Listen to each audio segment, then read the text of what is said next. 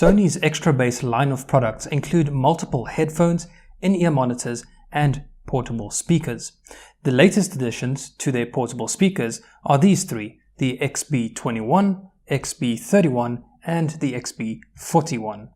Whilst all three devices obviously have very different sizes and are situated at different price points, there are a number of similarities in not only the design, but also in terms of the available features. In fact, as far as the features are concerned, and despite their different prices, these three products have more in common with each other than you might expect. First up, let's take a look at the design.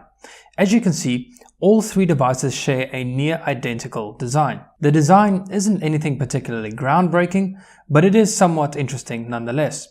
The first thing that strikes you is that the design seems to revolve around some sort of meshed metal. However, this exterior design is in fact made out of nylon thread rather than metal. Personally, I think this is pretty clever, as it really gives the speaker a pretty rugged look, but without the added weight that would accompany a metal exterior. The only concern is that because they've used nylon thread instead of metal, the material might start fraying after some time of use. Now, exactly how long it'll take to show these signs of wear, if it does at all, is something that will unfortunately only become clear with extended usage. The layout of the buttons is pretty much the same on all three. For the XB21 and XB31, there's a little NFC logo on the top left, which is where you'd tap an NFC capable device for easy pairing. Over on the top right hand side is the power button, Bluetooth pairing button, volume up and down buttons, a call answer end button, and lastly a play pause button.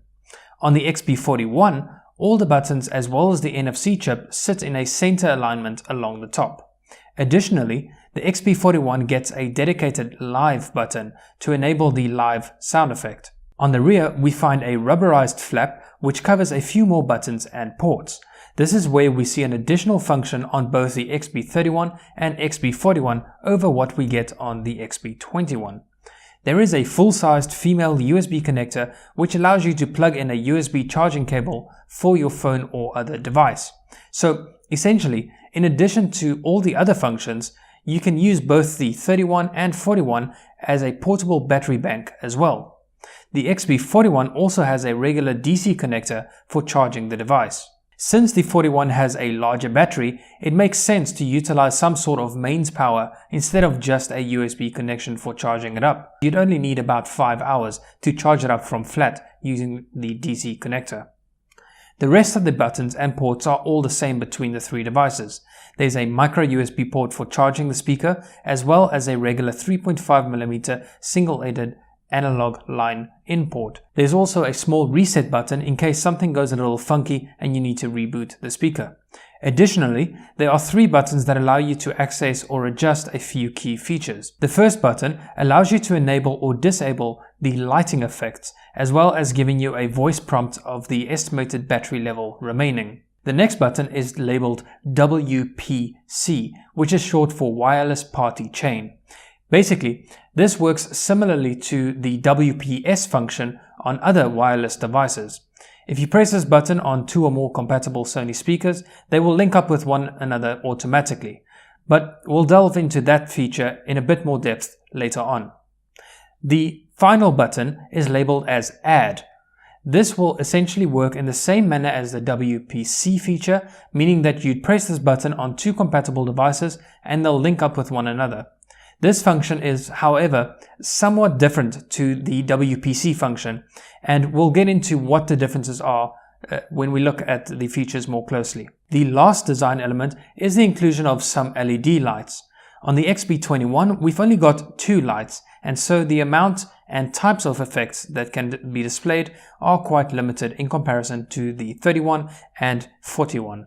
Both the XB31 and XB41 have LED strips, which run along nearly the entire perimeter of the devices. There are also two additional strobing LEDs on the extreme left and right of the front panel. Additionally, the XB41 also gets an extra set of LEDs which light up the two front-facing speakers. All of these LEDs are used to give a few lighting effects, which are activated depending on how you physically interact with the speaker, or they can be synced up to the beat of the music. Okay, let's dig a little deeper into all of the features here. If there's one thing we can always say about Sony's devices, then it's that they're usually pretty packed with features.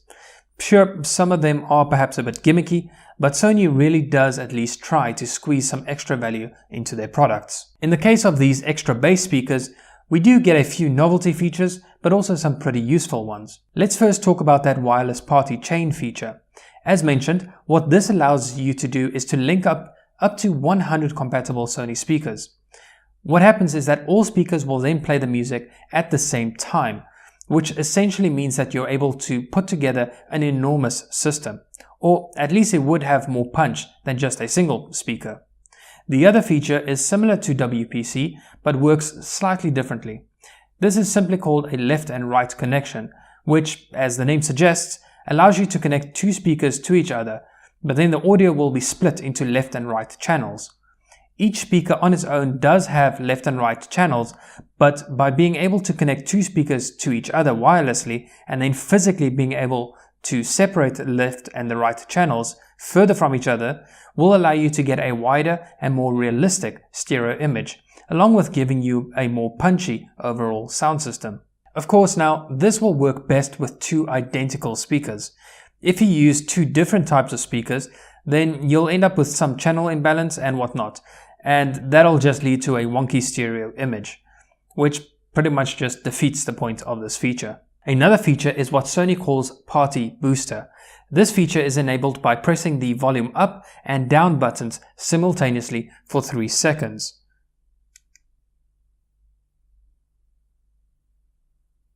When this function is enabled, the speaker will produce specific sound effects depending on where you tap the device.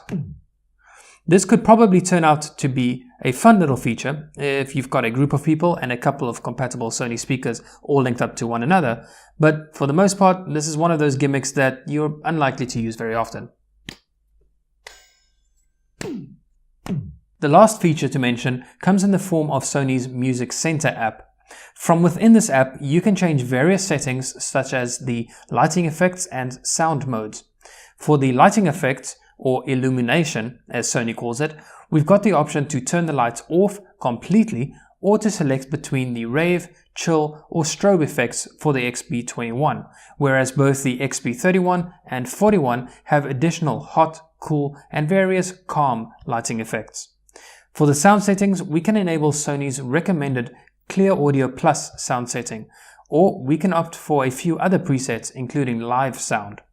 What live sound attempts to do is to artificially widen the stereo image, giving you somewhat of the illusion of a bigger speaker, but we'll get into how effective this is when we discuss the sound. Now, there's also the option to manually adjust and apply an EQ curve. It's a pretty simplistic EQ at best, giving you just 3 bands to work with, and so allowing you only to make broad changes within the bass, mid, and treble regions. There's no fine-tuning here, unfortunately. Right, so onto the sound. As the name suggests, these products do somewhat tend to favor the bass regions, but with differing levels of success in my opinion. As the XB21 is the smallest of the bunch, it of course has the least impactful sound of the 3. Sound is all about moving air, and if you want deep, powerful bass, you need to move a lot of air, and for that, you need a large speaker. So of course, it would be unreasonable to expect the 21 to have an epic sound. And yet, it's still surprising what kind of sound you actually can get out of such a small speaker. The best thing about the sound of the 21 is the clarity it has to offer. We can definitely hear Sony's attempt to add some bass, but we're mostly getting the mid-range and treble region. Of the different sound effects available, the standard preset sounds quite dull and lifeless, whereas the Clear Sound Plus preset really does add some life and excitement into the sound. The live sound, on the other hand, is not something I'd use very often. The idea here is to artificially widen the stereo image by applying various EQ tweaks and other DSP trickery. But really, the result is just as artificial as the method. You definitely do get a wider stage, but because the treble is boosted, you are often hit with sibilance and just an overall less satisfying sound. Okay, so moving up to the XB21, we get an immediate improvement in the punchiness of the sound, and it's just overall a much more rich and balanced sound without being overly bassy.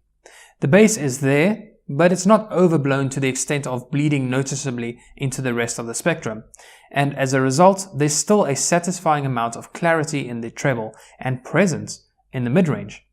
It's when we head on over to the XB41 that we're seeing a harder turn towards that extra bass idea. Comparing the standard sound preset on these two speakers showed that the increase in speaker size of the 41 does add a bit more richness to the music. But to be perfectly honest with you, that was the only time that I felt the XB41 was better than the 31. When we consider any of the other presets, then the outright sound quality of the 31 is a step ahead for me. As mentioned, the 31 has a certain balance to its sound that I find particularly appealing. It just sounds more coherent and refined. In contrast, the 41 has that extra heft in the bottom end, but it bleeds noticeably into the mids. This is especially apparent if we switch over to the live sound preset, where the 41 just has this really odd V-shaped signature that I couldn't find myself getting used to. I still don't particularly like this live sound feature, but it definitely worked best on the 31, in my opinion at least. I think the only area where I could recommend the 41 over the 31 would be for outdoor use, as that extra push in the bottom end would be more appreciated in an outdoor setting.